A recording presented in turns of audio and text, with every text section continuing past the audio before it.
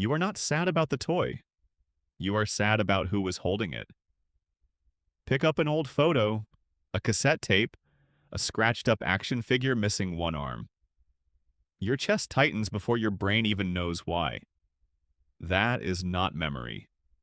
That is something stranger. Scientists call it nostalgia, and for most of history, doctors thought it was a disease. In the 1600s, a Swiss physician named Johannes Hofer coined the term to describe homesick soldiers who were wasting away, refusing food, some even dying. He thought it was a brain disorder. He was wrong about the danger. He was right that something physical was happening. Fast forward to today, and psychologist Konstantin Sedekaitis at the University of Southampton has spent over 2 decades studying nostalgia in a lab setting. His research found something nobody expected. Nostalgia is not depression in disguise. It is a coping tool. People who feel nostalgic report higher self-esteem, stronger feelings of social connection, and even physical warmth. Yes, warmth. In one study, people asked to recall nostalgic memories rated the room around them as literally warmer than people who weren't. So why a toy? Why a cartridge game or a mixtape? Because your brain doesn't file memories the way a computer files folders. It files them by emotion first. The 1980s and 90s were, for millions of people, the only window in life where the stakes were low and the wonder was high. You didn't pay bills. You didn't worry about rent. You just waited for your friend to come over so you could play the same game for the 100th time. And somehow it never got old. That toy was never just plastic. It was a timestamp. A small object soaked in a feeling you didn't know you'd need to remember. Here's the strange part. The smell of an old toy box, the specific hiss of a VHS tape loading, the chunky click of a Game Boy cartridge, these are sensory triggers.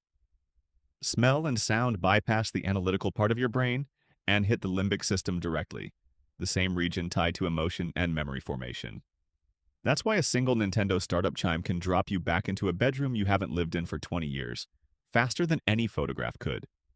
But here's the twist almost nobody talks about. Nostalgia isn't really about the past. Researchers have found it spikes the most during times of present-day stress, loneliness, or major life transitions. You don't get nostalgic when life is steady. You get nostalgic when you need an anchor, which means every time you scroll past an old cartoon intro at 1 a.m. or buy a reissue of a toy you owned at age 7, you're not just visiting your childhood. You're using it, borrowing a feeling of safety from a version of yourself who didn't know yet how complicated things would get.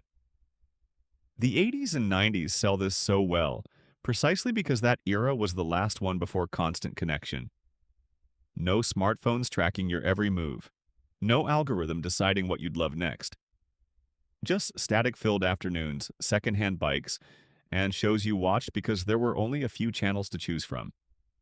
Limited choice, it turns out, created deeper imprint.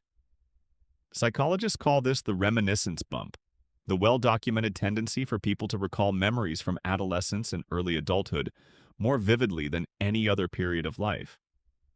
Your brain wasn't lazy back then. It was wide open, encoding everything because everything was new. So the next time an old commercial jingle stops you mid-scroll or you feel an ache looking at a dusty board game in your parents' attic, know this. You are not broken, and you are not stuck in the past. You're doing exactly what humans have always done, reaching backward to borrow strength for whatever is happening right now. The toy was never the point. You were.